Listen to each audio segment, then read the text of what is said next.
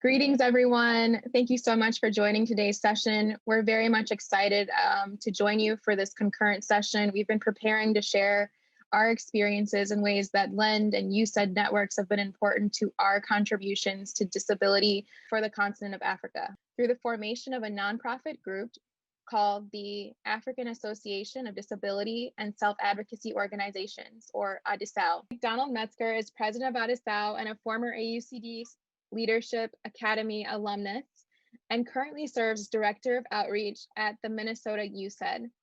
Daniel Chege is Vice President of AADISAO and an alumnus of the AUCD Professional Fellows Program on Inclusive Disability Employment. Muna Khalif is an executive and founding member of AADISAO and a former Minnesota LEND trainee and currently staff at the Minnesota UCED.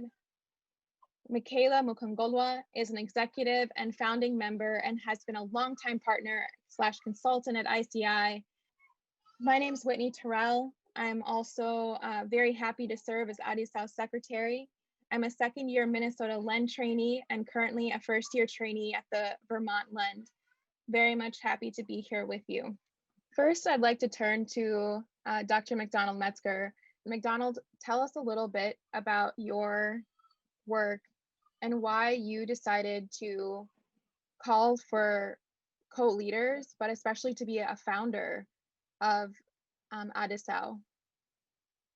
Well, thank you very much, Whitney, and many thanks to all of my panelists for making time today for this session, especially those of our colleagues from Zambia and Kenya. To be joining us. I think it's really exciting to be at AUCD. I look forward to AUCD conferences every year, and actually the Hill visits, really interacting with our state elected officials. And so I'm really grateful and happy to be here. Um, we started ADISAO out of the hope or with the vision that we wanted to create what I always call an umbrella organization of disability organizations that work in Africa, really incorporating the views and perspectives of families, individuals with disabilities, um, other advocates. There's this dream of establishing an organization that advances disability services and supports on the African continent came out of all of the work that collectively we all who are here today have done, you know, out of our training as either land fellows or USET staff or AUCD trainings. So, for example, I went through the AUCD Leadership Academy, which is a year-long program that is designed to enhance the skills of current and former, current and emerging leaders from the Disability Network to build coalitions to improve systems of support and services. And my experience from that training have really helped me to really see and understand um, people, systems, and solutions differently. It has really broadened my mindset. It has broadened my understanding, and it has given me tools or leadership tools to help me continue my leadership journey beyond just the borders of the United States, but really taking that, expanding it to where I come from. I'm from West Africa. I'm African, and the struggles and challenges in Africa are real. And I feel that with all education and experiences we've had here in the U.S., we can use those tools to really improve disability services and supports in Africa. So Adisar was born out of that vision to really create an association similar to something like AUCD or the NADSP or NAD or the ARC in America. Uh, so creating something similar in Africa that brings together disability organizations and leaders and advocates and researchers and educators, to the same table, so that we're talking to each other, so that we're learning from each other, so that we're sharing our experiences, and in turn improving the quality of services and supports for people with disabilities in Africa. Thanks for having me. My name is Daniel Chege. I'm calling in from Nairobi, Kenya. I am in AADISAO, uh, working currently as the regional vice president in Africa, and I'm pleased to be here. By being an alumni of AUCD, we have been able to be exposed and have a platform to work with persons with disability and more so in advocacy.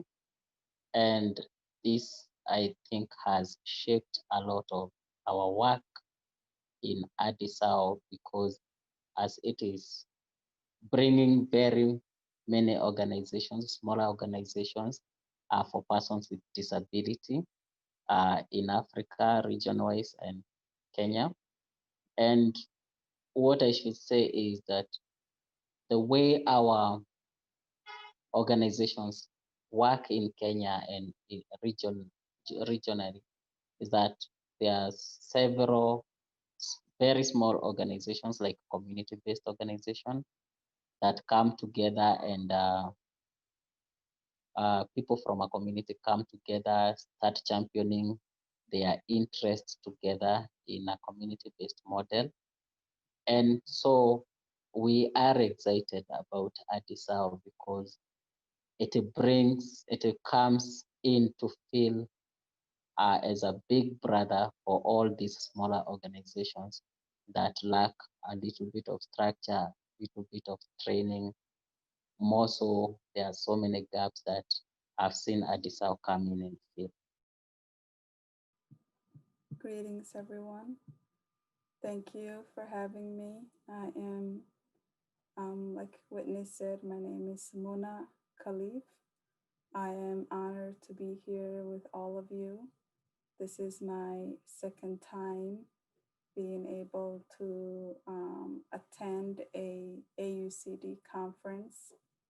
The first time I attended a AUCD conference was last year as a Lend Fellowship graduate trainee with the University of Minnesota. I since have graduated from the fellowship and have received tremendous training and lifelong connection, and that is what connected me to the African Association of Disability and Self-Advocacy Organization. Um, I am privileged to be part of a multidisciplinary team with the one goal of wanting to empower and overcome barriers that people with disabilities continue to endure across the African continent.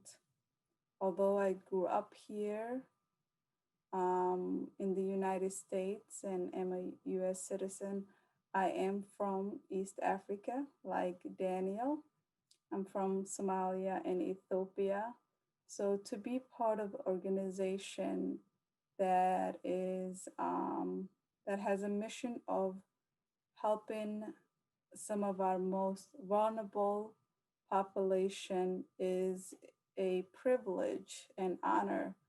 And I hope to be able to continue to learn from the African Association of Disability and Self Advocacy Organization, and also contribute everything that I have learned from my training and education from the University of Minnesota, specifically from the Lend Fellowship. I have had tremendous faculty member and leaders um, who I still keep in touch with and who have taught me um, so much more than I could imagine. And that is my mission today here, is to be able to share everything that I have learned from the Land Fellowship and from different leaders across the nation, and give back and do what I can in making sure that people with disabilities across the African continent are not enduring discrimination and abuse a lot of the times. Unfortunately, all of these discrimination and abuse that number of people with disabilities continue to face is out of fear and ignorance. And that is part of our mission, to make sure that we are providing training, education, and opportunities, and working with people with disabilities and working with different organizations and agencies and government representatives, and and just coming together to make sure that we are creating opportunities for everybody. That includes people with disabilities and empowerment and opportunity. So thank you, everyone. I'm very happy to be here with all of you. My name is Mikala Mkongora. I'm from Zambia. Yes, in Zambia, I do home-based education programs and in the communities. And I also had an inclusive school. I'm connected to the University of Minnesota Institute of Community Living. Some years ago, I think some 10 years ago, I was invited by the university to come and do a leadership and advocacy course there. And that was my first time to go there. When we went to Minnesota, we were about 15 of us.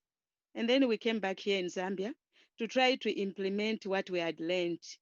And then I did implement an inclusive schooling, and I also came and implemented an inclusive community. And it is from there that I continued collaborating with the Institute of Community Living at the University of Minnesota, because I started working with them in terms of training me further to understand how to come up with the different strategies of readdressing many challenges that I was facing in the implementation of the services here in Zambia. One of the strategies that was used was to allow us to have the online programs in order to understand the different disabilities, the intervention strategies, and how the different disabilities would be included in a community setting. As you might know, to say in Africa, a lot of people living with disabilities, they are not included in a lot of community activities, because people feel to say they are not human beings, but they're just a bit of, there's something lacking in them, and therefore they cannot be included. But when I did the course and when I read a lot of courses, the online courses, I learned to say they are human beings like any other person, and I came and implemented that. So that's my connection with the University of Minnesota Community, the Institute of Community Living. What are some of the changes that you think we are hoping to accomplish through AADISAO using our network? So if we're successful, what will be our collective story of change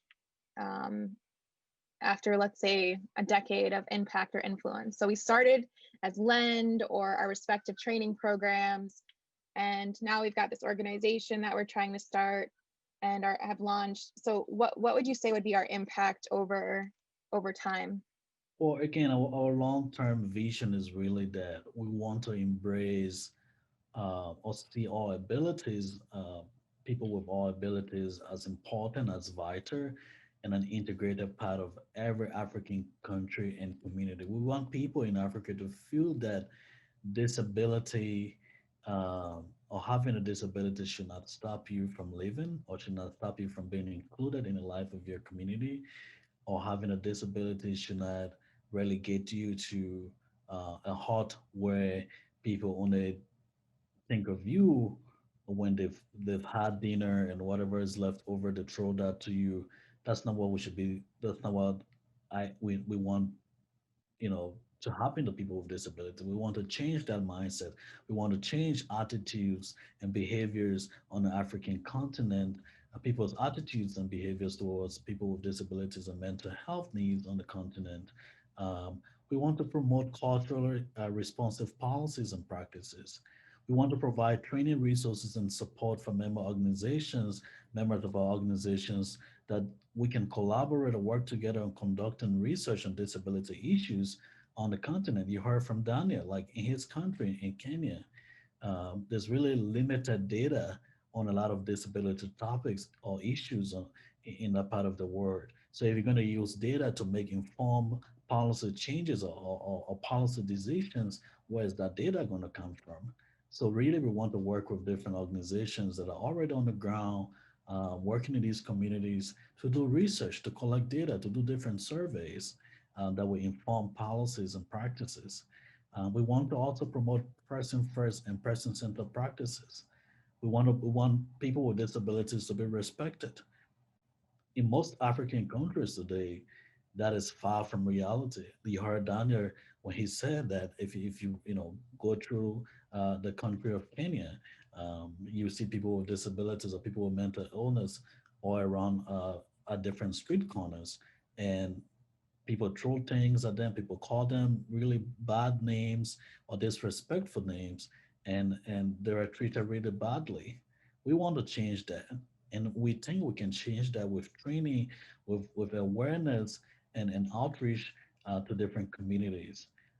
And our goal is really to set up regional networks. So we have an East African regional network, we have a South African network, we have a North African network, a Central African and West African connection. So using all of these different networks and bringing together organizations that work in these different regions, it will really help galvanize our efforts on the continent. First of all, I should give a background of what is obtaining here. In a lot of our African countries, we have a lot of disability intervention services that are there, but they operate on their own. They don't talk to each other. So my role in AADISAO is to come up with this sort of a way of bringing these organizations together, so that when we work together, we shall be able to do more.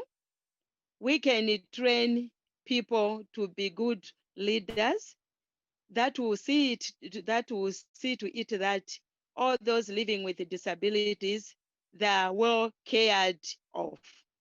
Because you can see that there's one organization, they just deal with the physiotherapy. The other organization might be dealing with the maybe primary schooling. The other section might be dealing with all different things, but together we don't talk to each other. And hence, there's no sort of a pathway they follow in their lifetime in Africa.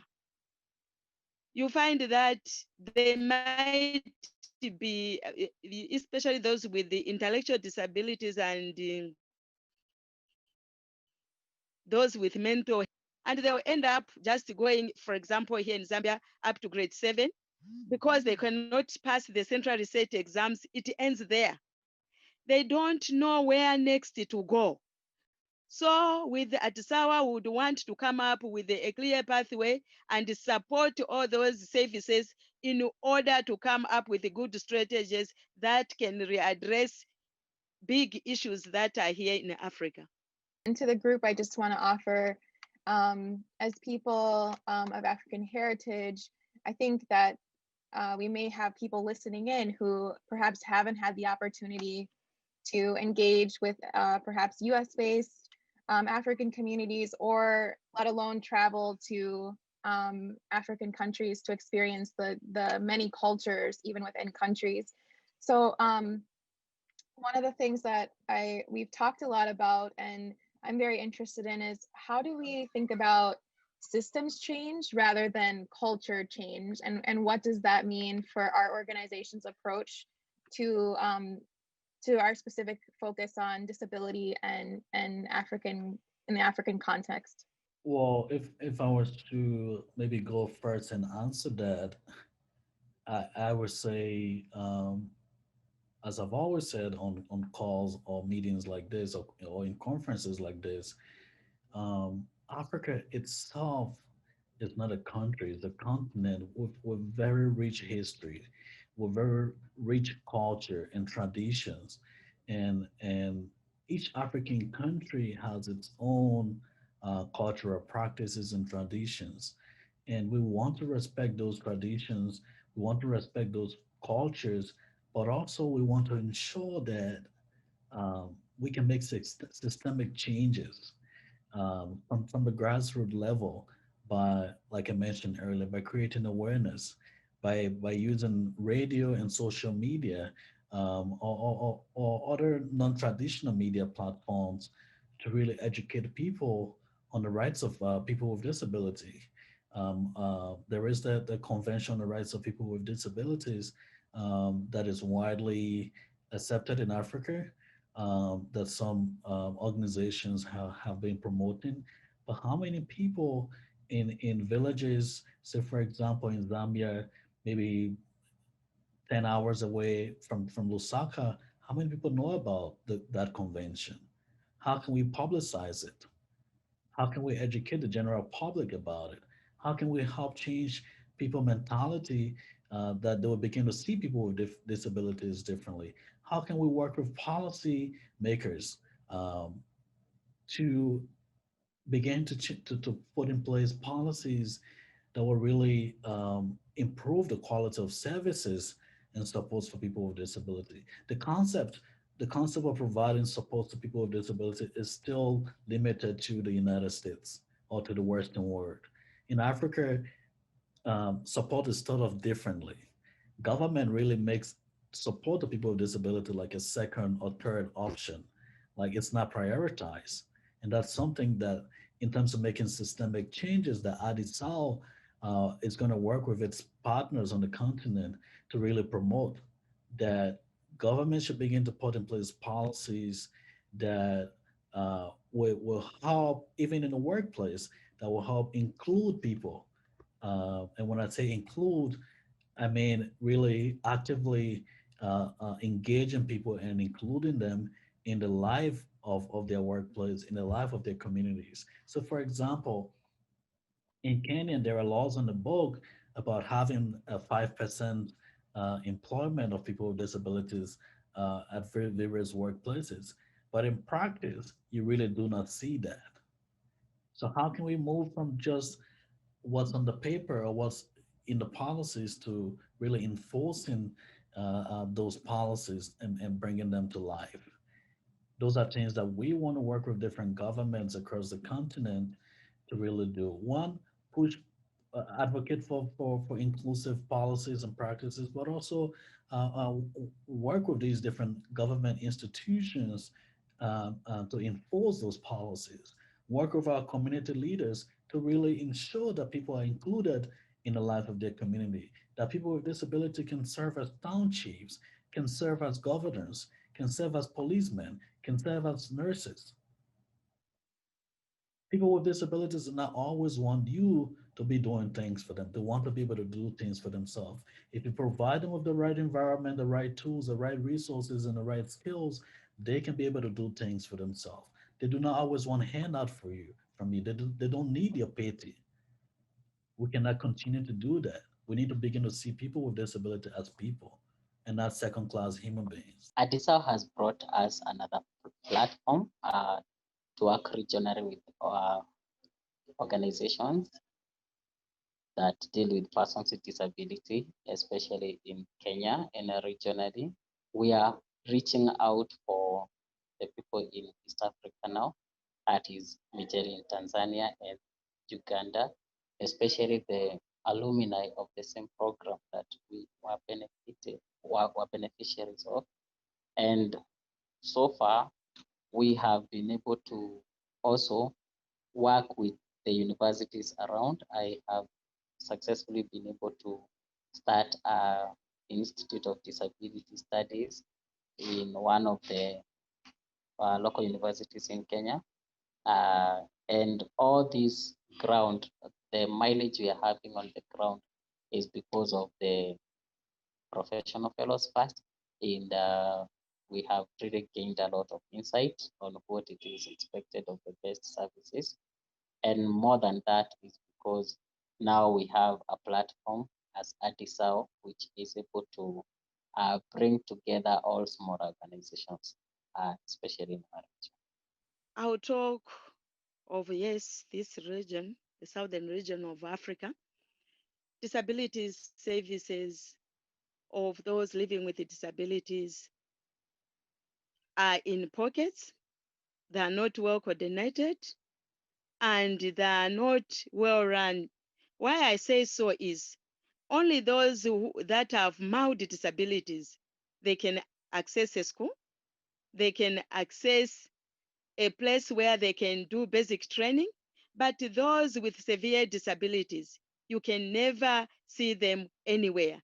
They're still in homes, locked, and the parents or caregivers, they don't know what to do with them. They've never been to any school. They've never been to any intervention service. Hence, they're left behind. So the services in Africa, they don't look good because we only deal with mild disabilities. The severe ones are really left out. But even those with mild disabilities, there are very few who can access a school because in rural places, there's nothing like having a service for those living with disabilities. There are schools that only caters for those who don't have disability issues. And then there are colleges around, most of them, they don't take in people living with disabilities. There are specific colleges where they only mention very few people with mild disabilities, like those with hearing impaired, those with visually impaired, those common disabilities that used to, I call them four prominent disabilities. Those they can find a way into a school, a way into a college, but only in town setting. But in villages, there's nothing like that. But those that have severe intellectual disabilities, those that have mental health issues, they never go anywhere. They're just stuck with their parents and caregivers in homes. Yeah, most of the approach that the government has employed, and when I mean the government is like now in Kenya, we have the national government and we have the county government, which is equivalent to your federal government. Uh, the disability services are centralized and it's more of a clinical model, not quite a social model. So everything in disability is uh, the, the the lens is clinical. You either having a disability, so it will be looked at like you're sick or you cannot do so much, and that has shaped a lot of what services the services created is created on a clinical model. And also now the government is having a lot of activities in trying to work with early interventions. There are so many gaps from training of the persons who are doing that, And the school models are not as integrated as it would be. We still have special schools for special students, quote, quote.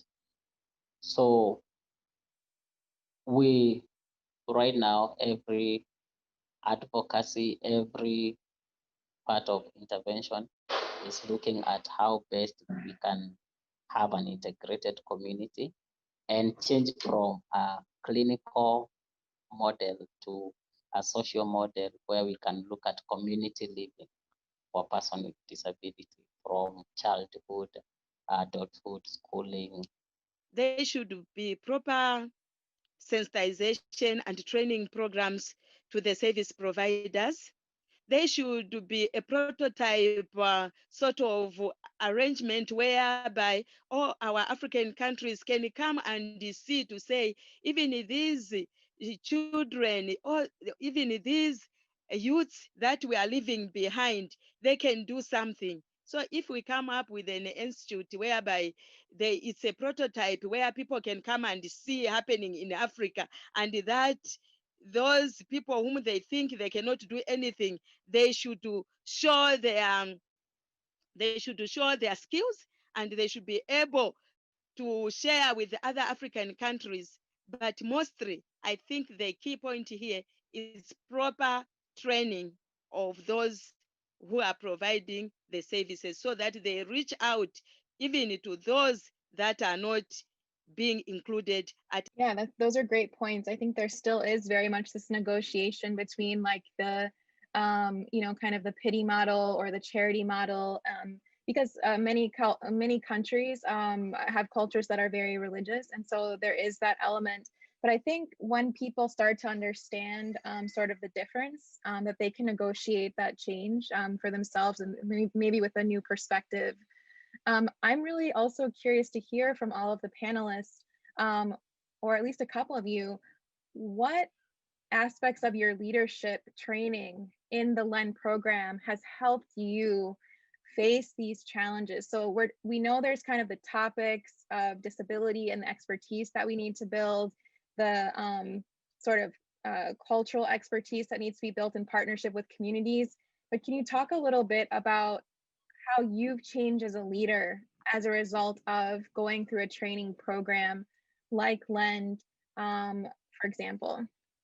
So I have been a champion of advocate of disability welfare in Kiambu County, and so AUCD was all U.S. Embassy and Humanity and Inclusion in Kenya were looking for mid professionals who could be able to work with them and join the fellowship exchange program.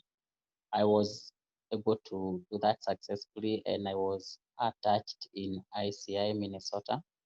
And the program is about inclusive disability education, and we were able to get the best exposure for the disability programs in the US, and that has really shaped thereafter what our perception on disability services, especially regionally and also.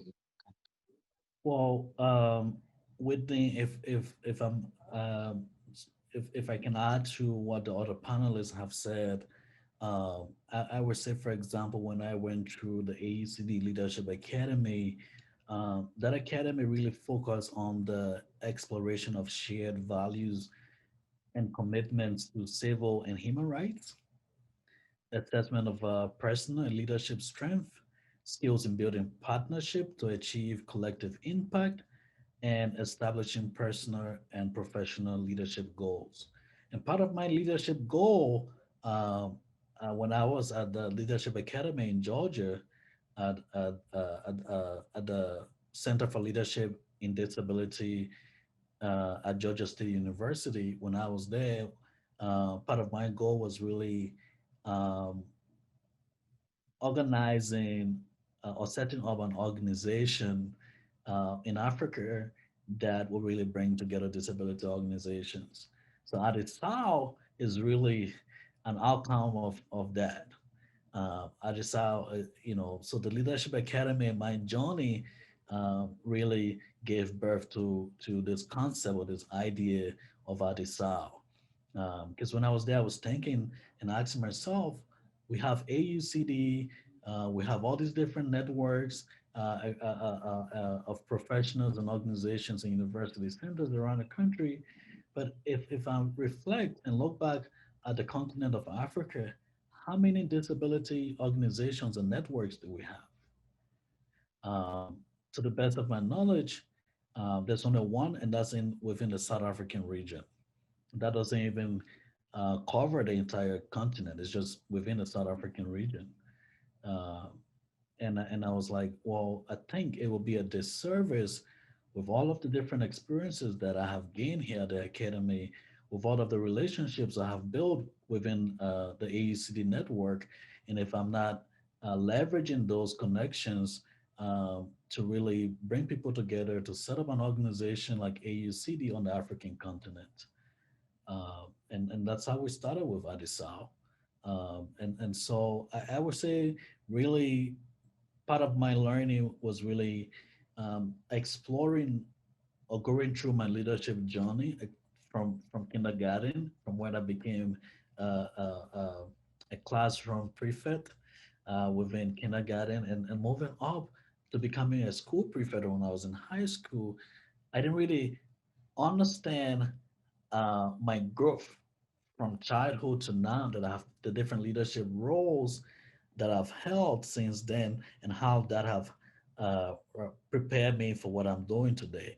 But my experience, my learning at the Leadership Academy helped me really see that journey clearly and help prepare me to set these different goals that today we are all together collectively working to achieve. Thank you so much. I think I would completely agree if I can add on to what everyone has said that through important training experiences that we have all connected to, it gives us this opportunity to just have like an extra launching pad to propel us towards something. In many of our cases, it just happened to be that you did the preparation to launch the organization, but the fact that as a leader you kind of extended it to everyone really in at the University of Minnesota's ICI was really powerful. And I think obviously not everyone accepted based on their capacity, but it's been such an incredible opportunity um, to work with all of you, a real privilege to work with you all on a regular basis to move this forward.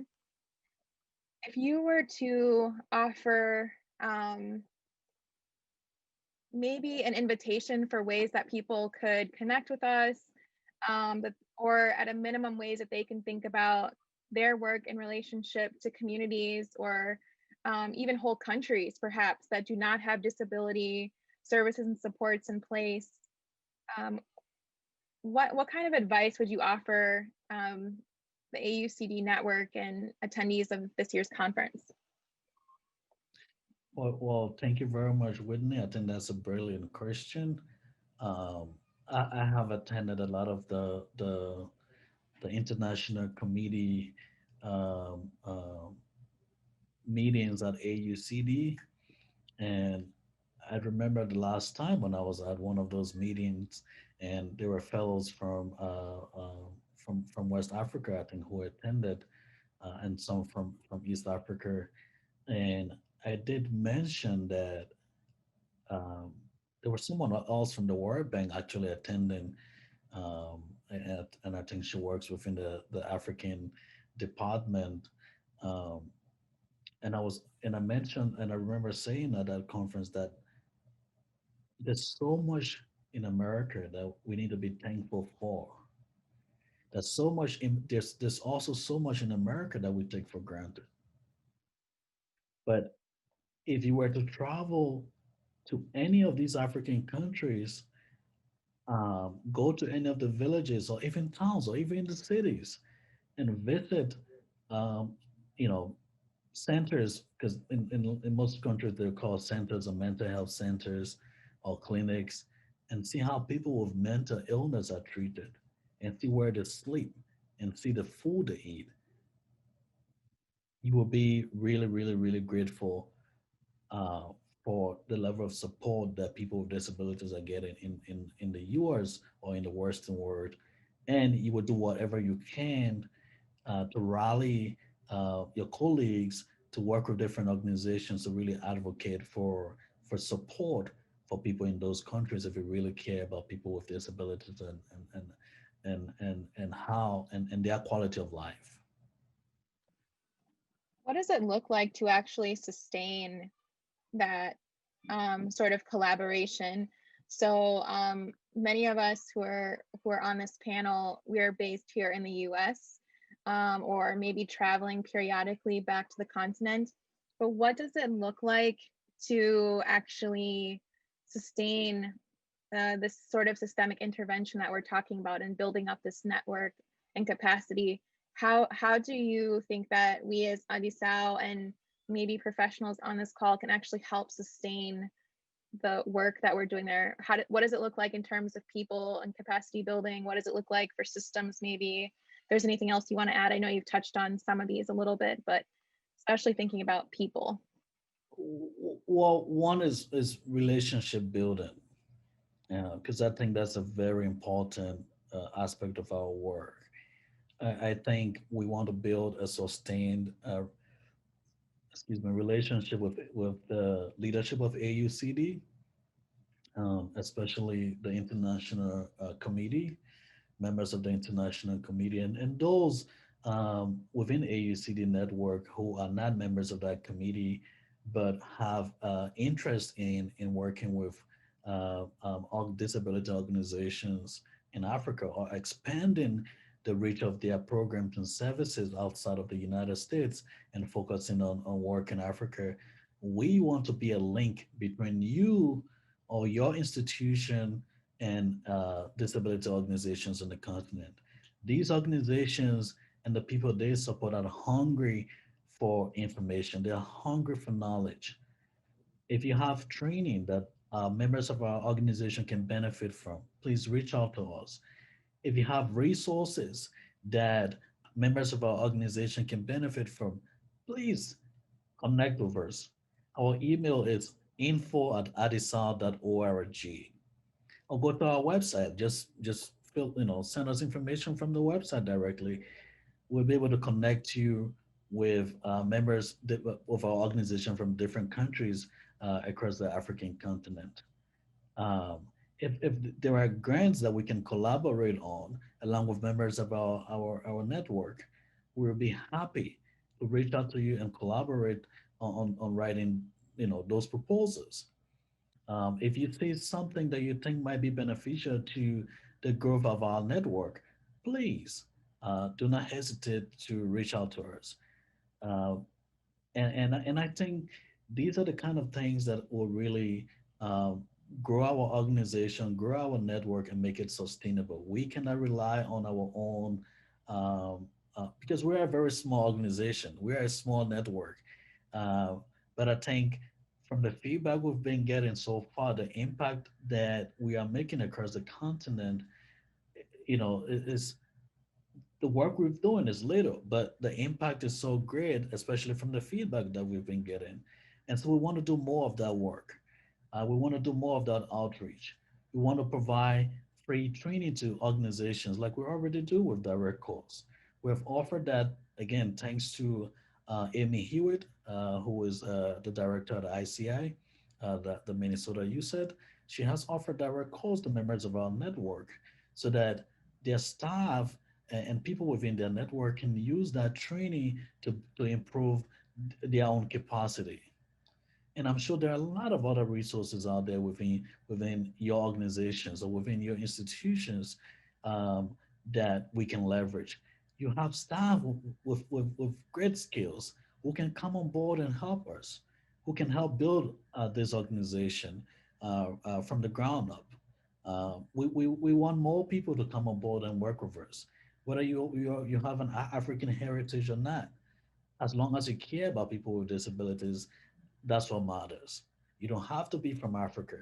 We need you, we want you on board, and we need your support. I would really be looking for areas in a research because as it stands, we do not have a lot of research done. I do not know of so much research done in the area of disability. So many resources would be into the research and looking at just getting the perspective, the right perspective, including data, because as it stands right now, there is a conflict in Kenya on how many persons with disability are there. The previous census, which was done in 2009, said more than 5 million of persons with disability living with disability in Kenya. And the current census that was done 10 years later in 2019 says persons with disability are less than 1 million. So this has a lot of damage to the services of persons with disability, because if the number is so minimum, like it's not practical that in a population well distributed, uh, only like we are 45 million and only less than 1 million persons with disability.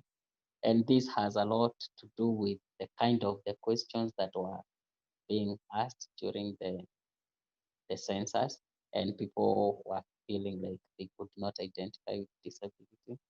So a lot of research needs to be done on this. A lot of resources would go to advocacy, because now when the government says we are so few in the community, then so little resources go to supporting that, government will think there is a better population to serve. Maybe so resources are again very minimal. Would talk about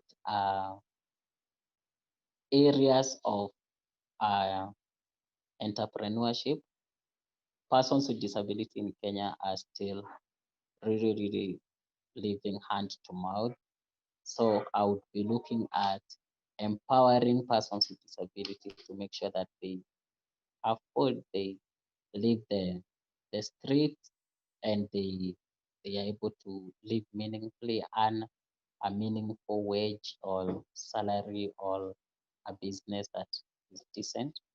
The other thing that I would be looking at is dignity, decency in persons with disability. We have people with disability in the streets who really need a wheelchair, who need clutches or other supportive equipment, and they do not have that. So as it stands, you will have them maybe crawling on the streets, to say the minimum, and with the rain and dust and congestion and COVID and everything, so they are very exposed. So even the support itself directly to the persons with disability, empowering them, having them live a decent life and leave the streets, if that can be done, and giving them meaningful skills. Because again, talking of skills, persons with disability in Kenya and regionally, they have less opportunities to join school. They have less opportunities for education. So that impacts every other aspect of their lives. So again, equipping them with skills, meaningful skills, like we have said many times, tailoring, carpentry, welding, or any other skill that they can do within their capacity, just to give them a decent life. The support they can give us is to have a prototype institution that we can showcase the rest of Africa, to say each and every child with disability, they are able and capable of gaining necessary skills, and they can be useful, independent citizens. That's what we want to do. And apart from that, we would also want support in order to train parents, to train individuals with the disabilities to be self-advocates, so that they speak on their own after we have given this service. Because what I've seen, we cannot just be talking on behalf of someone who is there, but they should stand up and they should speak to themselves. And then they should be able to showcase what they are able to do. So we would want to be helped in order to reach out most African organizations to share what we can be able to do, especially in the field of home-based education program, that we have seen that it has proved to be positive here in Africa, whereby there's early identification and intervention of disabilities, whereby we go into homes, find these children, take them out of the homes, and then they become part and parcel of the community. And when they become part and parcel of the community, they learn what is happening in that community. And at the end of it all, they gain necessary skills that leads into independent living. And we find that we have been able to even integrate these people with disabilities in the community works. For example, in most churches in Africa, they could not elect any leader who had a disability. But with this model of home-based education program, we have seen that leaders are coming out in churches that have got disabilities and are doing well. We want their skills because we like professionals in Africa. We have limited professionals. So if they come and train us further, then we can be able to reach out to so many children or adults or young people who are really in need of being offered an appropriate service. We like sometimes the know-how of how to deal with certain disabilities. So we would really like to have their skills. If they can share their skills with us, they come and train us, and then as we go into the field, into the villages, into the urban areas, peri-urban areas, to reach out to all our people in Africa, and then deliver the service in a meaningful way that is helpful to both the community and those living with disabilities. My final comments is AUDISAO will bring a lot of development in African countries, because I've seen it to say the will is there with us living in Africa, but we don't have a know-how. We want professionals to come and train us further. And then we also need to understand further the types of disabilities, the intervention programs, and by so doing, we can be able to reach out. So we really need help. Thank you to all of our panelists. I think we're coming to a point where just the incredible learnings and work that I'm hearing about and everything that you have shared has, again, continues to be a part of the reason why I'm interested in being a part of this work, and very much hopeful about ways that AUDISAO can help with capacity building and connections to support just the best practices around disability services and supports, and also the vision of self-advocates, what they have envisioned for themselves on the continent. With that, again, I'd like to thank McDonald Metzger, Daniel Chege, Wana Khalif, and Michaela Mukongolwa. Thank you to my dear colleagues for all of your time, your input, and I look forward to the next time we get to meet next week. Thank you all so much, and thank you all to the AUCD conference for this really important opportunity to be a part of a concurrent session. Thank you all so much. On behalf of our team, we are so grateful.